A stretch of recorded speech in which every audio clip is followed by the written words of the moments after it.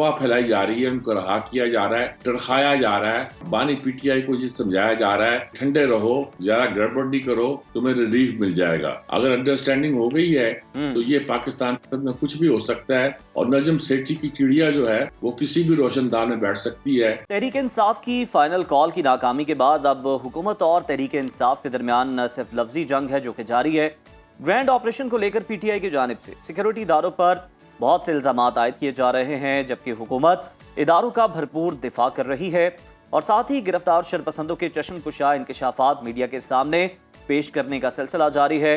बानी पीटीआई की सेहत से मुताल्लिक कयास आराइयों पर भी खदशात जाहिर किए जा रहे हैं।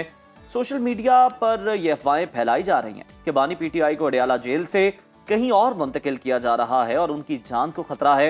उन तक रसाई के मुतालिबात भी सामने आ रहे हैं, मगर हुकूमत और इंतज़ामिया ने इन अफवाहों को यकसर मुस्तरद कर दिया है और बताया है कि वो अडयाला जेल में हैं, उनकी सेहत बिल्कुल ठीक है, उनके सेल को थाना न्यू टाउन का हिस्सा करार दिया गया है और वो आज 2 दिसंबर तक थाना न्यू टाउन पुलिस की तहवील में जिस्मानी रिमांड पर हैं।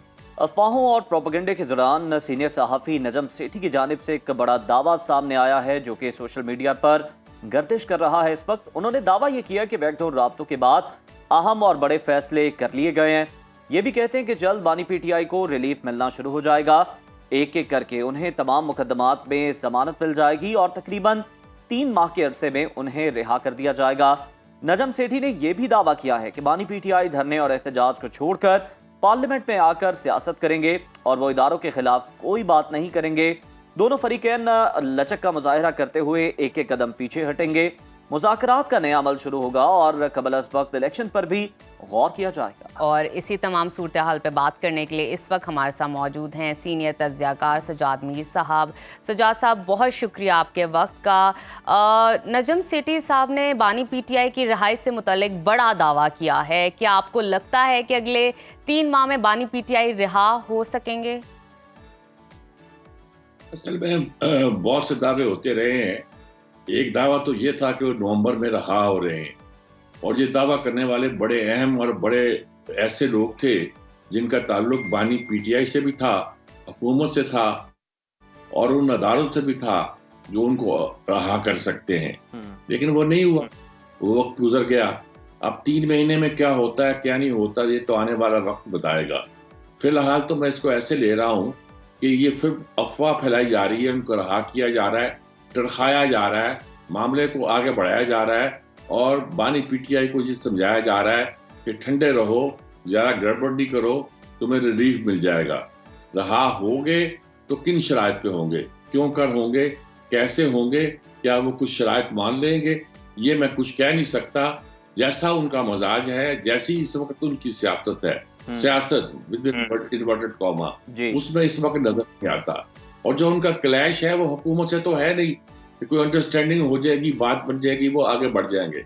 उनका क्लैश क्या, बल्कि बिल्कुल दुश्मनी सी जो है वो बन गई है एस्टेब्लिशमेंट से, और एस्टेब्लिशमेंट से भी नहीं बल्कि एक शख्स से जो कि एस्टेब्लिशमेंट का चीफ है, जो हमारा आर्मी चीफ है। उनका नाम लेकर वो चाहते थे कि वो सरबराह ना बने। वजह उसकी ये थी कि उसने बनी गाला के बारे में एक पूरी रिपोर्ट थी जो सबमिट की थी। अब अगर कोई अंडरस्टैंडिंग हो गई है तो मैं कुछ कह नहीं सकता, वरना जिस तरह की लड़ाई उन्होंने ले रखी है उससे मुझे दिखाई नहीं देता कि उनको जल्द कोई रिलीफ मिल जाए।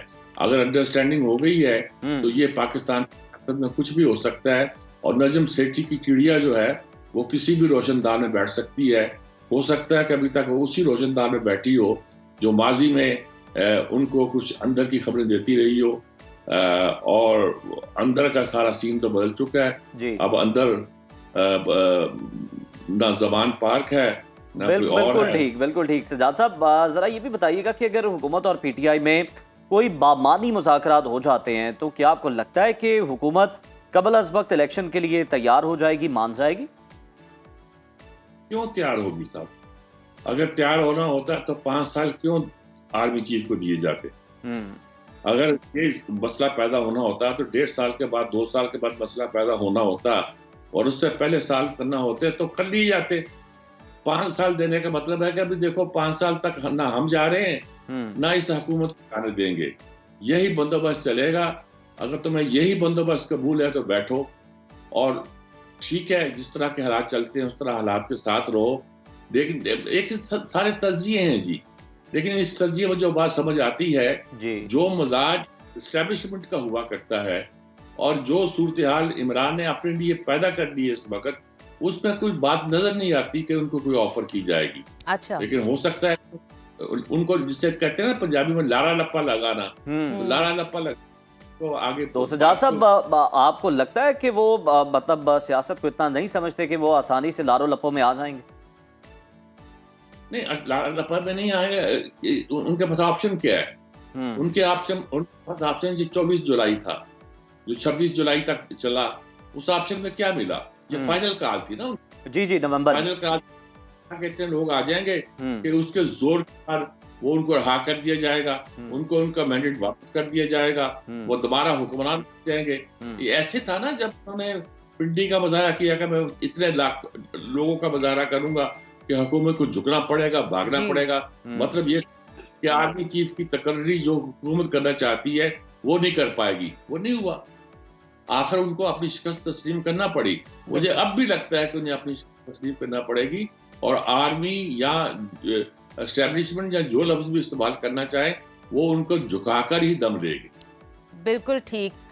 सजाद साहब, आपके मुताबिक बानी पीटीआई को लारों में रखा जा रहा है। इस हवाले से हमें आगाह कीजिए कि पीटीआई के कारकुनों को मार पड़वाने के बाद बुशरा बीबी कहाँ गायब हो गई? आपको क्या लगता है, वो पस मंज़र से चली गई हैं या उन्हें मदाखलत से रोका गया है? मदाखलत से भी रोका गया होगा, लेकिन वो ताकत थी कब? ताकत वो इसलिए थी कि बानी पीटीआई उनको अपना मुर्शद मानते थे और उनके गिर्द यानी मरीदों का एक जमघटा इकट्ठा हो गया था जिसका नाम तहरीक इंसाफ का, इंसाफ तो नहीं कहूंगा, इंसाफ का एक ग्रोह था जो उनकी बात को फॉलो करता था। जो कुछ भी लोग कहते हैं कि इसको बानी पीटीआई ने कहा होगा कि तहरीक को मूव करो और लेके टी चौक में जाओ, हो सकता है यही हो। अच्छा। लेकिन आज तक इसने बानी पीटीआई को इसने इनको मूव नहीं किया, इन्होंने बानी पीटीआई को मूव किया है। उन्होंने कहा कि इस आदमी की तकर्री करो या ना करो। उनको उनके मोक्कलों ने बताया, मोक्कल विद इन्वर्टेड कॉमा, जो भी इनके जासूस होंगे, ये बताया है कि अब तो ये करना है और ये नहीं करना है। और मेरा ख्याल में या तो उन लोगों का ख्याल है कि इमरान को फंसाया जा रहा है, मरवाया जा रहा है और इसके हाथों मरवाया जा रहा है। फैसल वावड़ा जैसे लोग जो हैं वो तो यही किस्सा पेश करते हैं कि ये गोया कॉम्प्रोमाइज खुद है और वो तो ये कहते हैं कि इमरान के 2 बेटों के अलावा और उनकी इन 4 बहनों के अलावा कोई उनसे मुखलिस नहीं है। कोई उनसे मुखलिस नहीं, जब वो कहते हैं तो उसका मतलब है कि ये बुशरा बीबी भी उनसे मुखलिस नहीं है। जब वो कहते हैं कि इनसे मुखलिस नहीं है, वो तो ये तो कहते हैं कि इमरान तो बड़ा आदमी था, कभी तोशा खाना के उसने जेवर चुराए थे, कभी उसने इस तरह की बातें की थी, कभी उसने दूसरे लोगों को चोर चकार कहा। बिल्कुल, ये रिकॉर्ड पे बातें मौजूद हैं। सजाद साहब, बिलावल साहब का तस्करा कर लेते हैं। उनका एक बयान आया है, वो कहते हैं कि जनाब लाठी या बातचीत से हमें हर सूरत सियासी इस्तेहकाम लेकर आना ही होगा। बातचीत की हद तक तो समझ आ जाती है, मगर लाठी से इस्तेहकाम कैसे मुमकिन है? उनका मतलब यह है कि इन लोगों को बनाना पड़ेगा। हमने अलाहाबाद जमहूरियत के नाम पे बड़ी नरमी दिखा दी, हर किस्म के दर्दों को बर्दाश्त कर लिया और हर किस्म की ज्यादतियों को सहते चले गए। 9 मई के वाक़ये को भी 1 साल से ज्यादा अरसा हो गया है, उसको पी के बैठे हुए हैं, लेकिन ये चलेगा।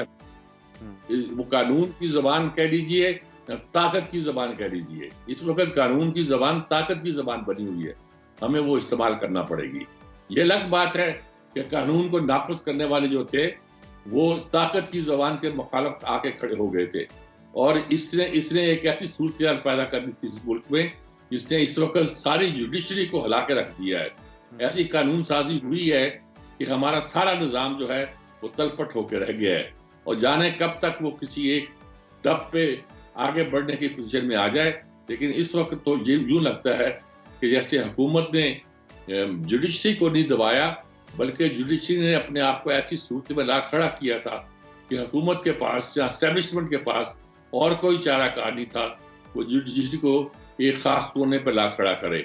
उस कोने पर ला खड़ा करने का मकसद ये तो नहीं था कि इसको कोई नरमी दी जाए, उसका मकसद यही था कि इसको भी सबक सिखाया जाए, और इसको भी डंडे की ज़बान कह लें या जिस चीज़ जी। की ज़बान भी कह लें, उस ज़बान के ज़रिए से आगे ले जाया जाए।